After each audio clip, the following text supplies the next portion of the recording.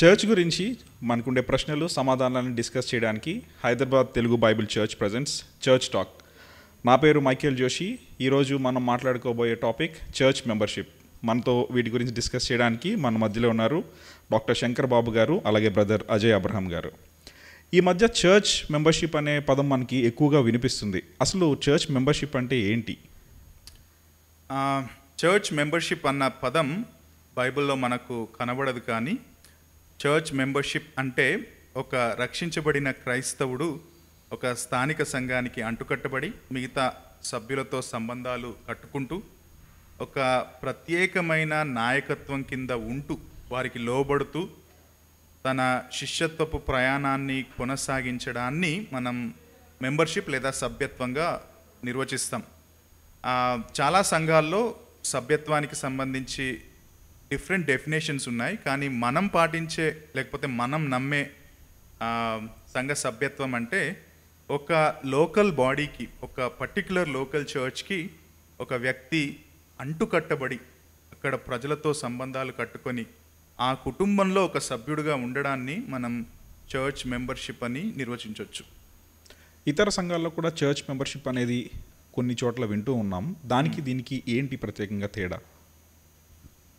ఇతర సంఘాల్లో especially main line చర్చెస్లో చర్చ్ మెంబర్షిప్ అనేది అనగా సంఘ సభ్యత్వం అనేది ఉంది. కానీ వాళ్ళ డెఫినేషన్ ప్రకారం వారి యొక్క ఏ సంఘ సభ్యులైతే వాళ్ళతో మెంబర్షిప్ తీసుకుంటారో వాళ్ళకు బర్త్డే పార్టీస్ కానీ, లేకపోతే మ్యారేజ్ కానీ, లేకపోతే చనిపోయిన తర్వాత బరియల్ గ్రౌండ్లో ప్లేస్ కానీ, వాటి కోసం వార్షిక ఒక కొంచెం చందాలాగా లేకపోతే రుసుములాగా చెల్లించి దాంట్లో వాళ్ళు మెంబర్షిప్ తీసుకుంటారు. కానీ ఇంతకుముందే అన్న చెప్పినట్టుగా ఈ వాక్యానుసారమైన బిబ్లికల్ మెంబర్షిప్, చర్చ్ మెంబర్షిప్ అనేది దాని గురించి కాదు, కానీ శిష్యత్వపు తర్ఫీదులో సంఘం, ఒక స్థానిక సంఘం ఆ వ్యక్తి జీవితంలో ఎలాగా కీలకమైన పాత్ర పోషించగలదు, సహాయం చేయగలదు అనే దానికి సంబంధించింది ఈ బిబ్లికల్ చర్చ్ మెంబర్షిప్. సో దీనికి అలాగే బయట ఈ రోజుల్లో అనేక సంఘాల్లో ఉన్న చర్చ్ మెంబర్షిప్కి తేడా అదే. అజయ్ చెప్పినట్టుగా ట్రెడిషనల్ చర్చెస్లో మెంబర్షిప్ అంటే మనం డబ్బు ఇవ్వాలి, డబ్బు చెల్లించి ఇదిగో నేను డబ్బు చెల్లించాను కాబట్టి నేను ఇప్పుడు ఈ లోకల్ చర్చ్లో మెంబర్ అని ఒక కాన్సెప్ట్ ఉంది. కానీ మనం మాట్లాడుతుంది వాక్యంలో డబ్బు చెల్లించాల్సిన అవసరం లేదు.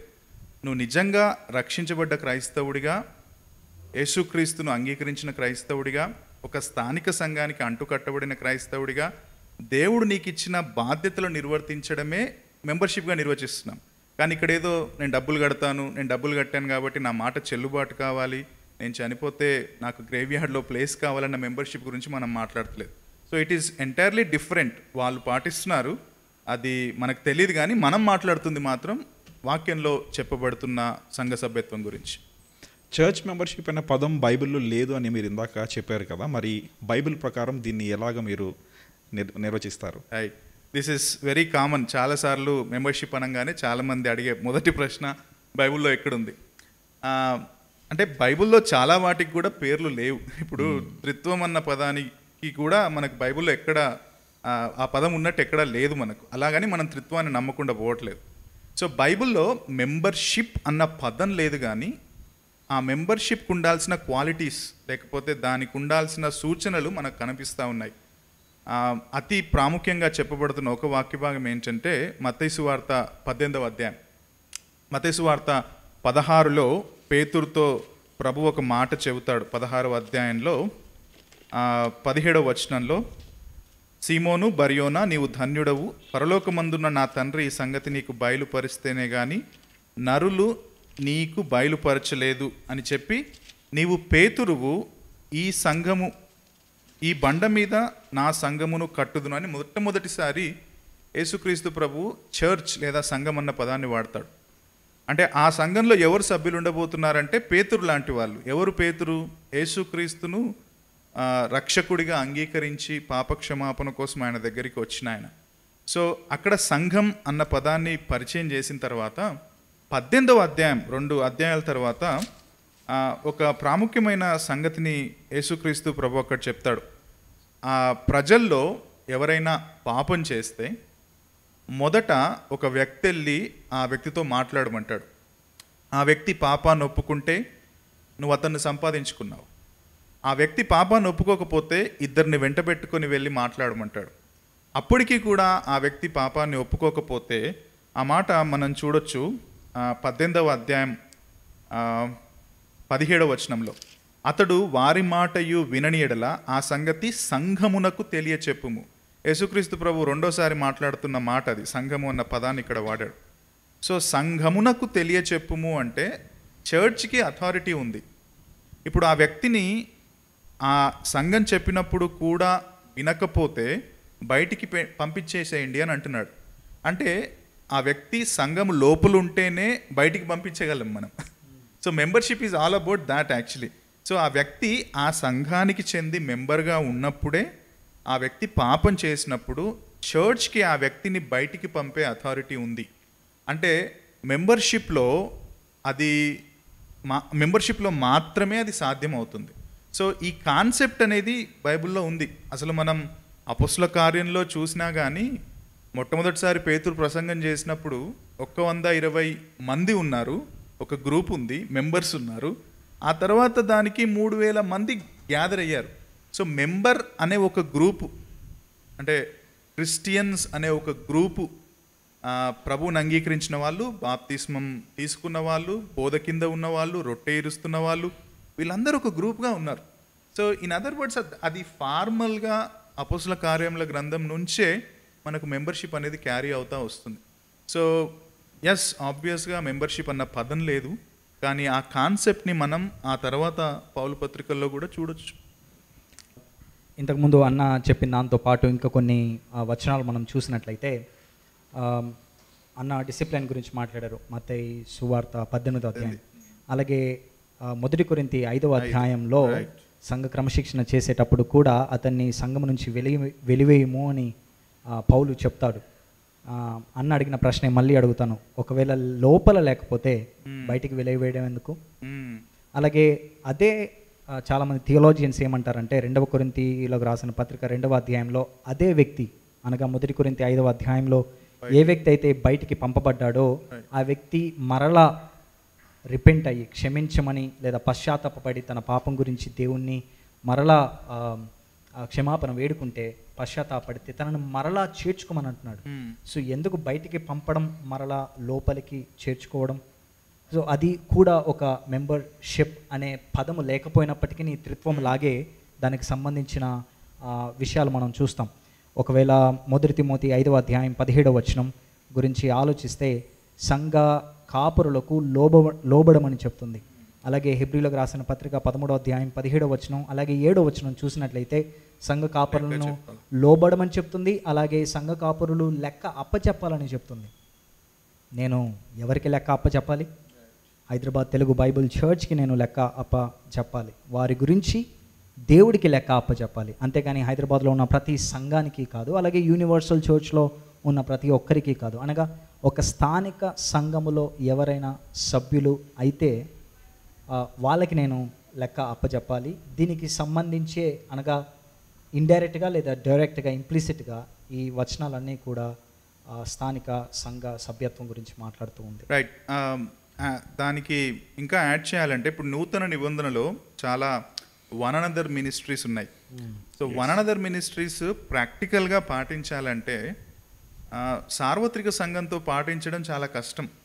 నువ్వు ఒక స్థానిక సంఘంలో సభ్యుడవైతేనే నీవు ఆ వన్ అనదర్ మినిస్ట్రీ అంటే ఒకరి కొరకు ఒకరు ప్రార్థన చేయుడి, ఒకరి కొరకు ఒకరు విజ్ఞాపన చేయుడి, లేకపోతే ప్రేమ కలిగి ఉండుడి, ఇవన్నీ పాటించడం కష్టమవుతుంది.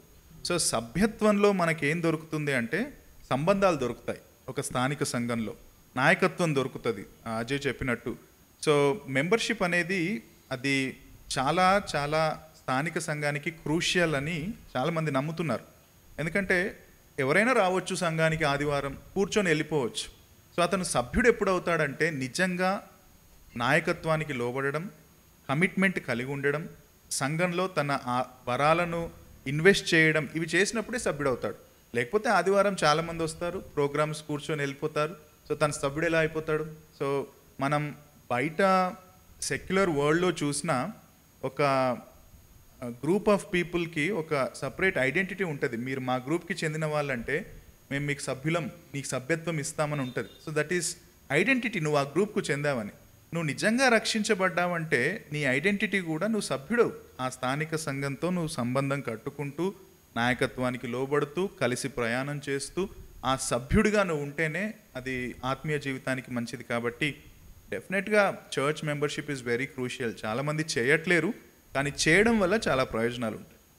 సంఘ సభ్యత్వం అనేది కేవలం వాక్యానుసారం మాత్రమే కాదు, కానీ అది సంఘ చరిత్రలో చాలామంది పాటించింది కూడా.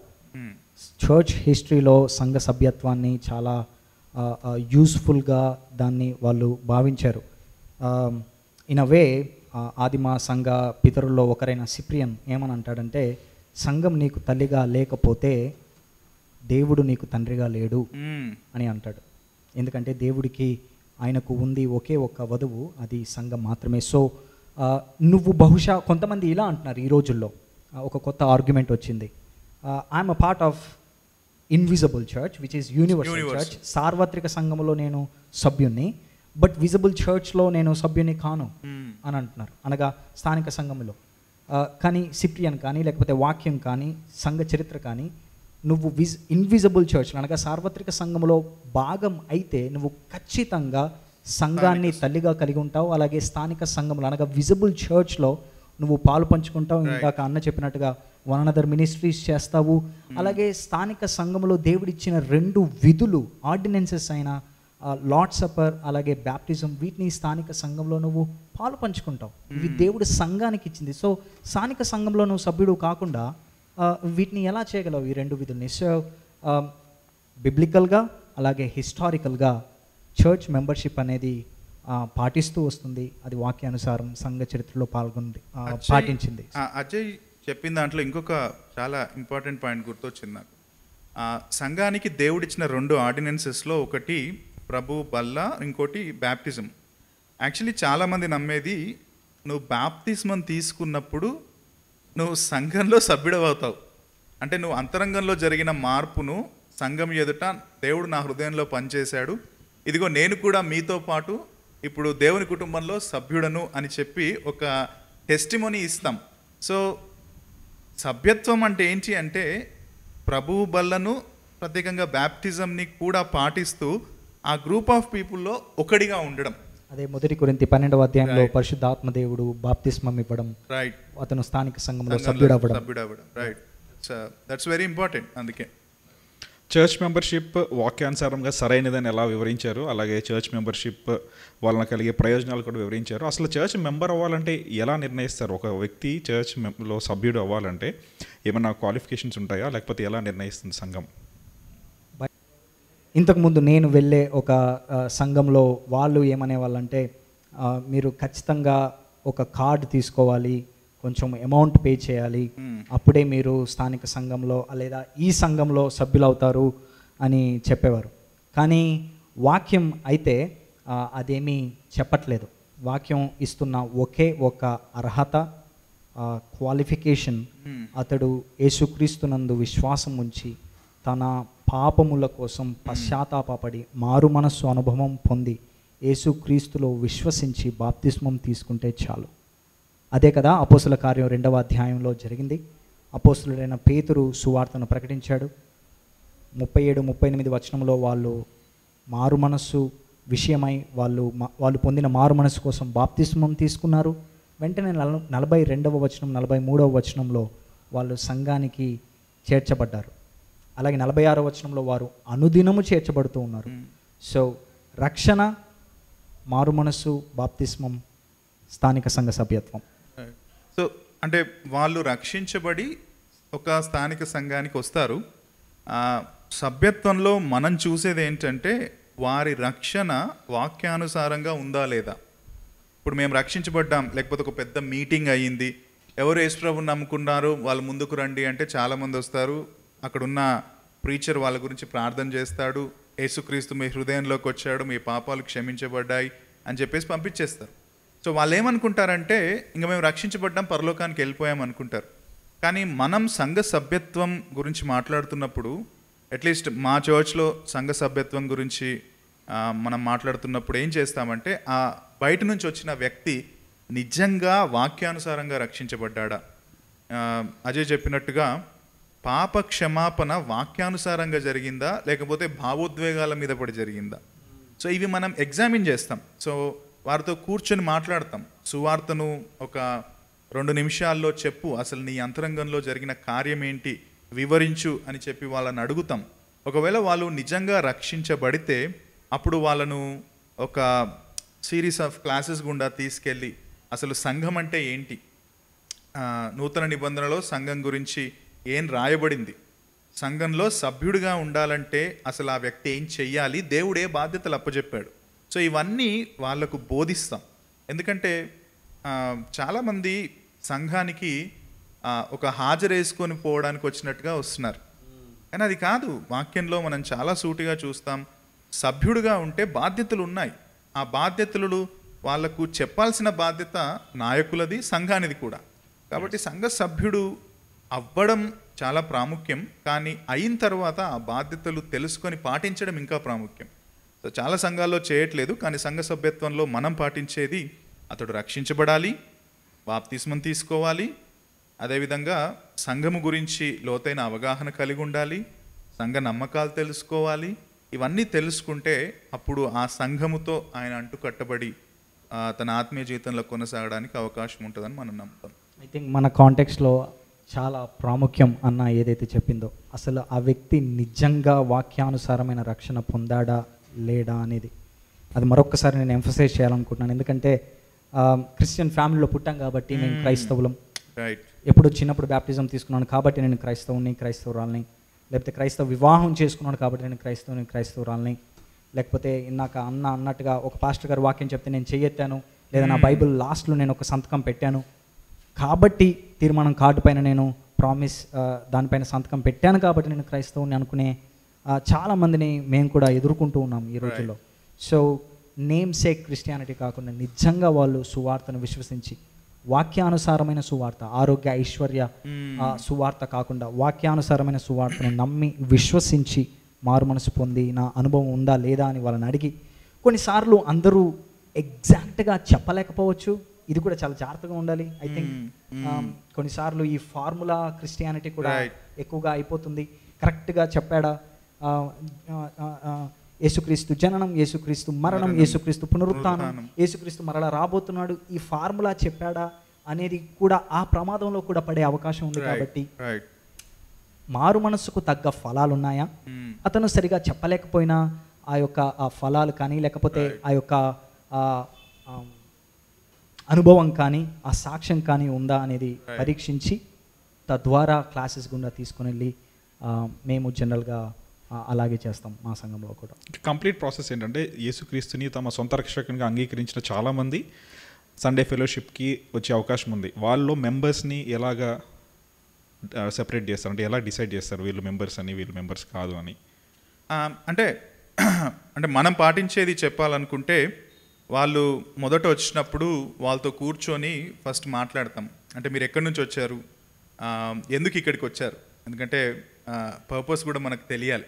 సో ఎందుకు వచ్చారు, వచ్చిన తర్వాత ఒకవేళ మేము యేసుప్రభును అంగీకరించామంటే అసలు యేసుప్రభును అంగీకరించడం అంటే ఏంటి, మేము రక్షించబడడం అంటే ఏంటి, ఈ విషయాలన్నీ వాళ్ళతో పర్సనల్గా మాట్లాడతాం. నాయకులంగా మేము కూర్చొని వాళ్ళతో సమయం గడిపి అసలు వాళ్ళ రక్షణ వాక్యానుసారమైనదేనా లేకపోతే ఇంతకుముందు చెప్పినట్టుగా వాళ్ళు ఊహించుకుంటున్నారా అనేది క్లియర్గా మాట్లాడతాం.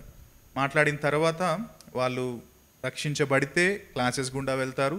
క్లాసెస్ అయిపోయిన తర్వాత వాళ్ళు ఆ తర్వాత సంఘంతో వాళ్ళు తమ రక్షణ సాక్ష్యాన్ని పంచుకుంటారు. అంటే సంఘం కూడా వాళ్ళు నిజంగా రక్షించబడ్డారు అని అఫర్మ్ చేస్తుంది. వాళ్ళ రక్షణ వాక్యానుసారమైనదే అని సంఘానికి కూడా తెలియపరచబడుతుంది. సో అప్పుడు నిజంగా రక్షించబడ్డారు కాబట్టి వాళ్ళు సంఘంతో నిబంధన చేస్తారు. ఎవరైతే సంఘంతో నిబంధన చేశారో వాళ్ళు సభ్యులుగా మనం కన్సిడర్ చేస్తాం. సో ప్రతి ఆదివారం చాలామంది వచ్చిపోతారు, కానీ వాళ్ళు సభ్యులు కారు. ఎవరైతే సంఘముతో నిబంధన చేస్తారో వాళ్ళు సభ్యులు. సో వాళ్లకు మనం చర్చ్లో సంఘాన్ని సేవించడానికి అవకాశాలను ఇస్తాం, వాళ్ళ ఆత్మీయ వరాలను గుర్తిస్తాం, ఆత్మీయ వరాల్లో వాళ్ళు ఎదగడానికి కావాల్సిన అవకాశాలు కల్పిస్తాం, వాళ్ళలో ఎవరైనా బోధించే వరం ఉంటే వాళ్ళకి ఆపర్చునిటీస్ ఇస్తాం, సర్వింగ్ వరం ఉంటే సర్వ్ చేసే ఆపర్చునిటీస్ ఇస్తాం. సో వాళ్ళని ఇంకెక్కువగా పట్టించుకుంటాం, అంటే శిష్యత్వంలో ఎక్కువగా వాళ్ళను కేర్ తీసుకుంటాం. సో వాళ్ళు పాపం చేస్తే వెళ్ళి ప్రేమగా ఖండిస్తాం, వాళ్ళ ఆత్మీయ జీవితాన్ని పై విచారణ చేస్తాం. ఎందుకంటే అది యాక్చువల్లీ సంఘ సభ్యత్వం అంటే. సో ఊరికే వచ్చి కమిట్మెంట్ లేకుండా ఏదో హాజరేసుకొని పోవడానికి, లేకపోతే ఎవరైనా ఏమైనా అనుకుంటారేమో వెళ్ళకపోతే అనే తత్వంతో వచ్చేవాళ్ళు కమిట్మెంట్ లేదు కాబట్టి వాళ్ళని ఏం చేయలేం. ఇంతకుముందు అజయ్ చెప్పినట్టుగా కూడా నాయకులు లెక్క అప్పచెప్పాలి. ఎవరు లెక్క అప్పచెప్పాలి? కమిట్మెంట్ ఉన్న వాళ్ళ లెక్కనే అప్పచెప్పాలి. విజిటర్స్ లెక్క మనం అప్పచెప్పలేం. ఎవరైతే సంఘంతో జతపరచబడతారో, నిబంధన చేస్తారో వాళ్ళ పట్ల సంఘం పట్టించుకుంటుంది, నాయకులు కూడా పట్టించుకుంటారు. సో ఈ ప్రాసెస్ ప్రతి సంఘంలో జరగకపోవచ్చు. కొన్నిసార్లు ఈ పేర్లు పెట్టుకోకుండా కూడా కొన్ని సంఘాల్లో ఇది జరుగుతుండొచ్చు. సో మెంబర్షిప్ అన్న పదం ఉండకపోవచ్చు, కానీ ఇప్పుడు మనం మాట్లాడుకున్నదంతా కూడా చేస్తున్న కొన్ని సంఘాలు ఉన్నాయి. సో వాళ్ళు చేస్తుంది కూడా మంచిదే, సో దాని తప్పేం లేదు. మనం మెంబర్షిప్ అని మాట్లాడుతున్నప్పుడు this is what we believe అని చెప్తున్నాం. ఇలా పేరు పెట్టకుండా కూడా చాలామంది చర్చెస్ రన్ చేస్తున్నారు, విచ్ ఇస్ వెరీ గుడ్. ఇందాక మెంబర్షిప్ గురించి మాట్లాడుతున్నప్పుడు మెంబర్స్కి కొన్ని బాధ్యతలు ఇవ్వబడతాయి అన్నారు. అంటే ఏంటి, మెంబర్ అయిన తర్వాత వాళ్ళు నిర్వర్తించాల్సిన, సంఘంలో నిర్వర్తించాల్సిన బాధ్యతలు ఏముంటాయి? మొదటిగా వాళ్ళు డిసైపుల్షిప్ అనగా మా సంఘంలో మేము మెంటోరింగ్ అంటాం, దాన్ని శిష్యత్వపు తర్ఫీదు అని అంటాము.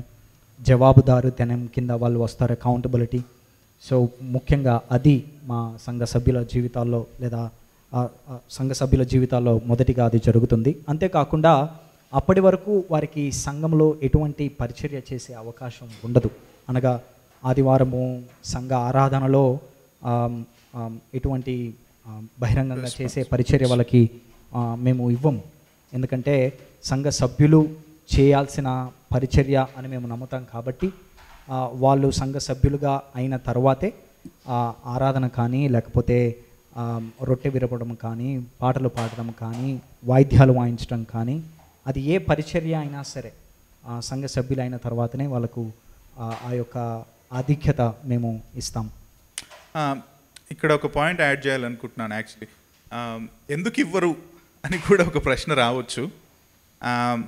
అంటే సభ్యుడిగా ఉండాలంటే కమిట్మెంట్ అని మనం మాట్లాడుతున్నాం కదా. సో కమిట్మెంట్ లేకుండా నేను వస్తాను, నేను ఏదో చేస్తాను, తర్వాత వెళ్ళిపోతాను అంటే అర్థం లేదు.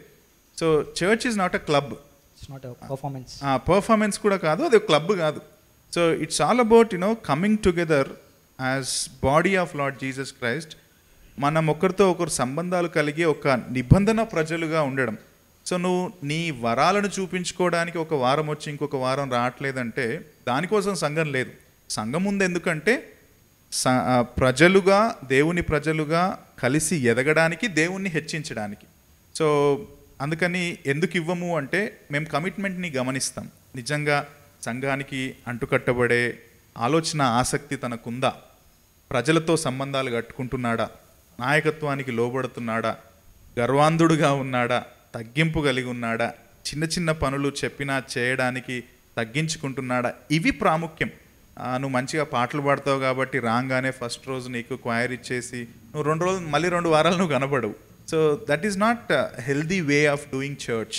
సో అందుకని ముందు కమిట్మెంట్, తర్వాత క్లాసెస్, ఆ తర్వాత నిజంగా దేవుడు తన హృదయంలో కార్యం చేస్తున్నాడు, సంఘం అంటే ఏంటో అవగాహన వస్తే డెఫినెట్గా సమయాన్ని చూసి వాళ్ళకు అవకాశాలు ఇస్తాం.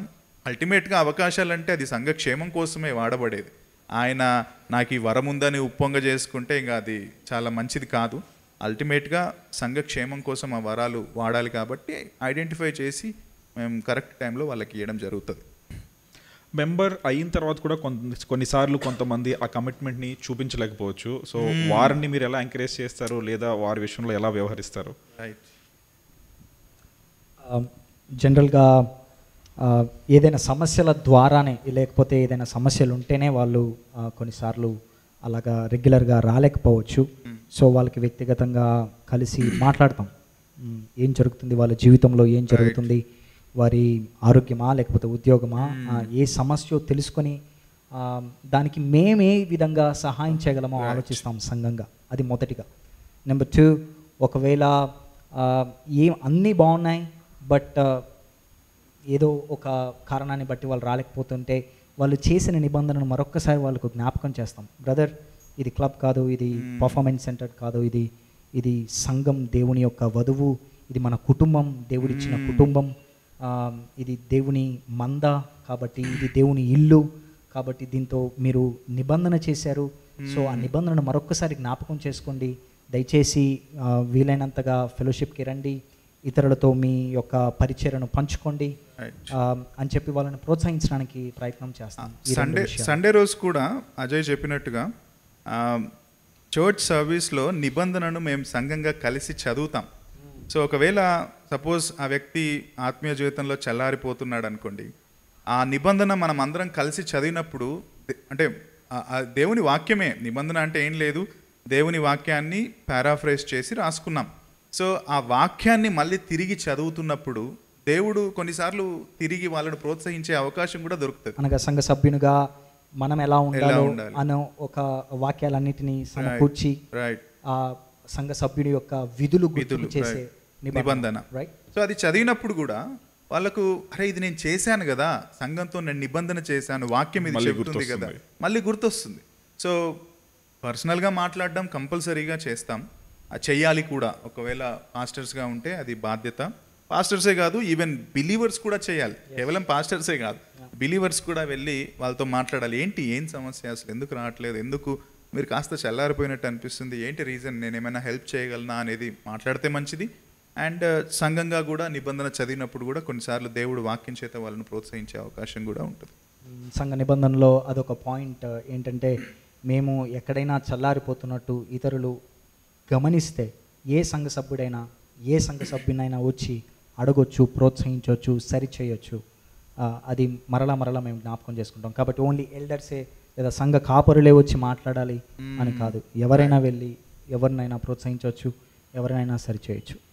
వీరికి ఏమన్నా ప్రత్యేకమైన బాధ్యతలతో పాటు వీరికి ఏమైనా ప్రత్యేకమైన మీటింగ్స్ కానీ లేకపోతే ప్రత్యేకమైన ప్రయోజనాలు కానీ ఉంటాయా? అంటే సంఘము అడ్మినిస్ట్రేషన్లో కానీ వీరి ఇన్వాల్వ్మెంట్ ఏమైనా ఉంటుందా సంఘ సభ్యులది? సంఘ సభ్యులు అంటేనే ఇప్పుడు మనం మత్తయి సువార్త 18వ అధ్యాయంలో చూసుకున్న వచనాన్ని చూస్తే, చర్చ్కి ఒక వ్యక్తిని, పాపం చేసిన వ్యక్తి రిపెంట్ అవ్వకపోతే బయటికి పంపే అథారిటీ ఇవ్వబడ్డదని చూసాం మనం.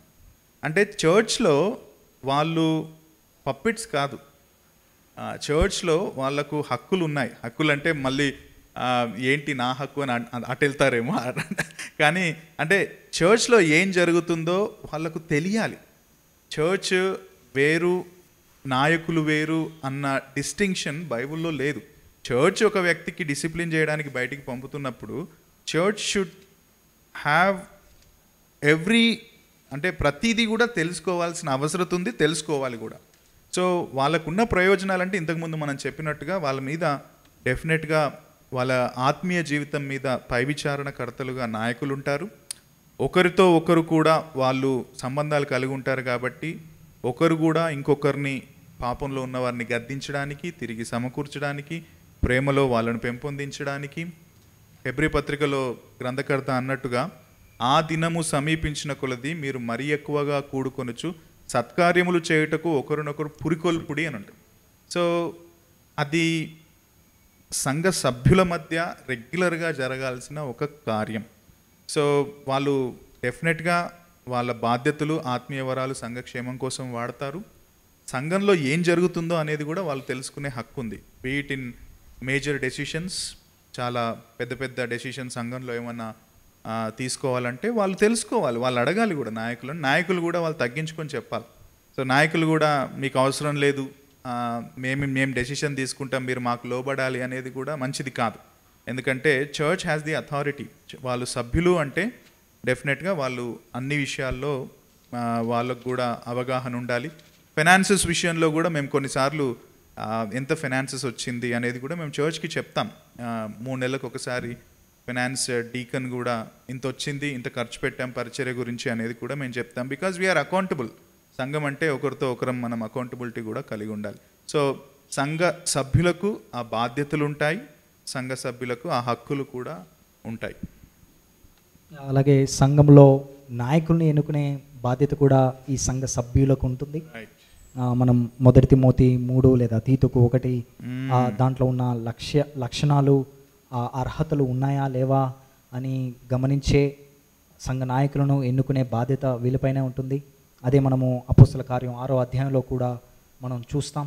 మీలో 7 తీసుకుని రండి అని అన్నారు. వాళ్ళని అపోస్తలులు అభిషేకించారు లేదా ఆ సంఘ పరిచారులుగా ఉంచారు. కోర్స్ అది సంఘ కాపరులుగా కాదు, కానీ అట్లీస్ట్ నాయకులుగా లేదా పరిచారకులుగా మనము చూడవచ్చు. సంఘ కాపరుల గురించి మాట్లాడట్లేదు, కానీ 1 తిమోతి తీతుకు రాసిన పత్రికలో అది ఉండొచ్చు. అలాగే ఇంతకుముందు అన్న చెప్పినట్టుగా ఒక సంఘ సభ్యుణ్ణి అసలు అతడు సంఘ సభ్యుడా ఉండాలా లేదా సంఘ సభ్యుడిగా ఉండకూడదా అని ప్రశ్నించే హక్కు కూడా సంఘ సభ్యులకి ఉంది.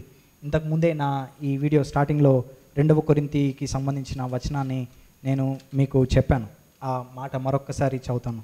2 కొరింథీ 2వ అధ్యాయం 6వ వచనం. అట్టి వానికి మీలో ఎక్కువ మంది వలన కలిగిన ఈ శిక్షయే చాలును. మీలో ఎక్కువ మంది అంటే ఎక్కువ మంది అతనిని సంఘము నుంచి తీసివేయాలి అని వాళ్ళు అనుకున్నారంట. So majority of them. So అంటే ఒక రకంగా ఓటింగ్ వాళ్ళకు హక్కు ఉంది, ఎవరు ఉండాలి సంఘములో, ఎవరు ఉండకూడదు సంఘములో. సో సంఘ నాయకుల్ని ఎన్నుకోవచ్చు, సంఘ పరిచారకుల్ని ఎన్నుకోవచ్చు, అలాగే సంఘ సభ్యుల్ని కూడా వారు వాక్యానుసారంగా వ్యతిరేకంగా ఉంటే తీసివేసే హక్కు వాళ్ళకు ఉంది. Apart from administration and discipleship, ఈ మినిస్ట్రీ రెస్పాన్సిబిలిటీస్ కాకుండా ఇవి కూడా మేజర్ ప్రివిలేజెస్. అజయ్తో పాటుగా ఇంకొక పాయింట్ నేను యాడ్ చేయాలనుకుంటున్నాను. సంఘ సభ్యులుగా ఉన్న వాళ్ళే రేపొద్దున వాళ్ళు పరిచారకులకు ఉండాల్సిన లక్షణాలను కనుక కలిగి ఉన్నారనుకో, అప్పుడు నాయకులు వాళ్ళను గమనించి పరిశీలించి వాళ్ళను సంఘానికి ప్రపోజ్ చేస్తారు. ఇదిగో వీళ్ళు పరిచారకులుగా పరిచర్య చేస్తున్నారు, వీళ్ళు పరిచారకులు కాకముందే పరిచారకులుగా పరిచర్య చేస్తున్న పిక్చర్ కనబడుతుంది కాబట్టి సో వీళ్ళని మనం పరిచారకులుగా నియమించుకోవచ్చు అని చెప్పి సంఘంతో పంచుకున్నప్పుడు సంఘం కూడా వాళ్ళని ఎన్నుకుంటే ఇప్పుడు ఆ సంఘ సభ్యుల్లో ఉన్న వాళ్ళే పరిచారకులు అవుతారు. ఇంతకుముందు అపొస్తలుల కార్యంలో మనం చూసినట్టుగా ఎవరైతే పరిచారకులుగా నియమించబడ్డారో 7 మంది, అటువంటి అడ్మినిస్ట్రేషన్ పని చూసుకునే సంఘంలో చూసుకునే వాళ్ళందరూ కూడా సభ్యత్వం నుంచే సభ్యులుగా ఉండి పరిచారకులుగా అవుతారు. మళ్ళీ దీంట్లోంచి ఒకవేళ 1 తిమోతి 3 తీతులో ఉన్న లక్షణాలు కలిగిన వాళ్ళు అంటే బోధింప తగిన వారై ఆ లక్షణాలన్నీ కలిగి ఉంటే వాళ్ళలో కూడా ఎల్డర్స్ అవ్వచ్చు, వాళ్ళు కూడా కాపర్లు అవ్వచ్చు. రూల్ ఏం లేదు, కానీ వాళ్ళు కూడా అయ్యే అవకాశం ఉంటుంది. దేవుని వాక్యానుసారంగా ఉన్న ఈ చర్చ్ మెంబర్షిప్ అనే కాన్సెప్ట్ పేరు పెట్టినా పెట్టకపోయినా ప్రతి స్థానిక సంఘము దాన్ని పాటించే కృపను దేవుడు దయచేయను గాక.